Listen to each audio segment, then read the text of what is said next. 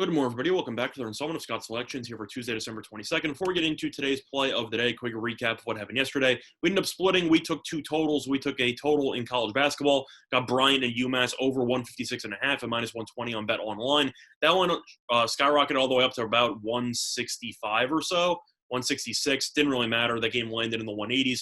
Very easy winner. Then we ended up picking up a pretty tough loss there with the Bengals and the Steelers under 40.5 at minus 110 on Bet Online. Game totaled 44 because the Bengals had that meaningless field goal with about 10 seconds left. But the game was sitting on 41. Even though the game ended up going over with about 6 minutes left, I think that was a pretty bad beat considering the fact that Pittsburgh gift-wrapped 3 turnovers in their own territory to Cincinnati, which led to a bunch of free points. Had those turnovers not happened, or even if one of those didn't happen, I think you're looking at an under. So the game flow was pretty solid. Both offenses struggled for decent portions of the game. And Cincinnati ended up getting to 27 points, but they also ended up taking over in some pretty favorable field position because of 3 turnovers in the first half by Big Ben and Juju Smith-Schuster. So because of that, you end up getting some Cincinnati points we didn't exactly account for, but it happens. We end up splitting, and that is the end of that. But looking at the play of the day, we're going to be doing 2 videos today, one in the NBA and one in college basketball. And this is going to be the NBA video. And for this one, we're going to be looking at one of the primetime matchups here between Golden State and Brooklyn. And this matchup will be taking place at 7 p.m. Eastern time. And for this matchup, we like a prop here, and it's going to be on Steph Curry. And we like over 4.5 made 3-pointers at plus 118 on FanDuel. The time recording of 1:40 a.m. Eastern time. A couple reasons why I like the over in this spot. First of all, Steph, as you saw in exhibition, was absolutely dominating teams. And against the Kings in his last exhibition game, for example, he 29 points through 3 quarters, ended up making 5 threes. He was unstoppable. And Sacramento had no answers. So Curry, is in great form, which is definitely a good thing to keep in mind because of the fact that he didn't play much last season because he had to overcome that broken hand. But he came back late in the year, was pretty solid, but it seems like he is fully back, and I do expect him to rain threes in this matchup.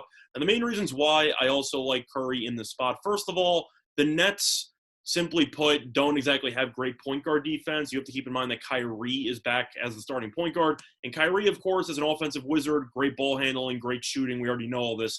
However, it is common knowledge that he is definitely not a plus defender on that side of the ball. Curry should have a pretty solid matchup against Kyrie all night long.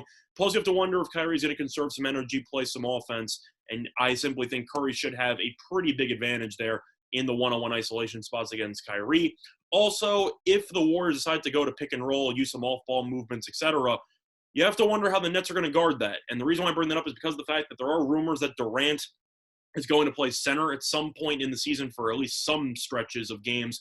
I don't think that's going to be in the opener, and that might be something they tinker with in the middle of the season. But in the first game of the season, I definitely think that Allen and Jordan will take pretty much all of the minutes there at the center spot. And that is very concerning because both of those guys are not exactly great at contesting shots on the perimeter.